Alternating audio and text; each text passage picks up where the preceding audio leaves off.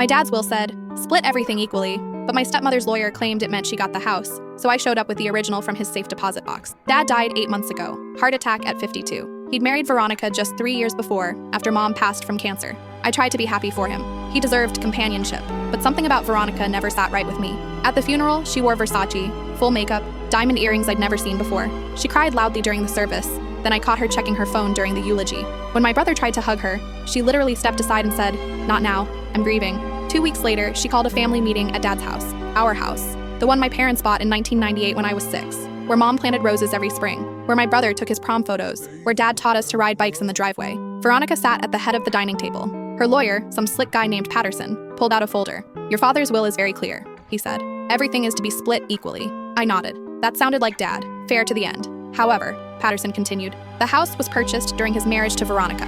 It's considered marital property. The everything refers to financial assets only. My stomach dropped. That's not what he meant. The will doesn't specify, Veronica said, examining her manicured nails. My lawyer says interpretation favors the surviving spouse. My brother started yelling. I sat frozen, watching this woman who'd known our father for 3 years claim the home we'd lived in for over 2 decades. "I'm not being unreasonable," she said. "You can take whatever furniture you want, but I'm keeping the house." That night, I couldn't sleep. I kept thinking about Dad's desk drawer, how he always kept important documents in his office safe. But Veronica had already cleared out his office. She'd donated his books, thrown out his files, erased every trace of him within a month. Then I remembered, 6 months before he died, Dad had insisted I add my name to his safe deposit box at First National. Just in case, he'd said. Someone needs access if something happens.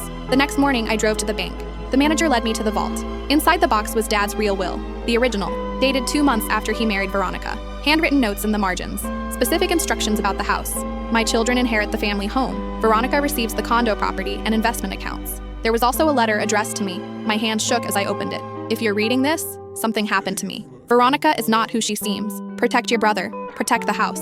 I'm sorry I didn't listen to you sooner. All the proof you need is in this box. Beneath the letter was a USB drive and a business card for an attorney named Rodriguez. I called him immediately. He'd been expecting to hear from me. Your father came to see me 3 weeks before he died, Rodriguez said. He wanted to change his will again, but Veronica had already begun the process of, he paused. We need to meet. Today. I walked into Veronica's follow-up meeting with Rodriguez and the USB drive. My brother sat beside me. Veronica's smile faded when she saw the real will. Then we showed her what was on the drive. Medical records showing Dad's prescribed medication had been switched. Bank statements proving Veronica had been siphoning money for months. Email exchanges between her and Patterson discussing Dad's declining health 2 weeks before his heart attack.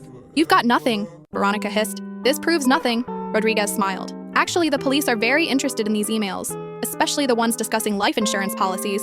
That's when Veronica's face changed. For the first time, I saw real fear, and that's when 3 officers walked through the door. I couldn't fit what happens next in this short video. Watch the rest down below.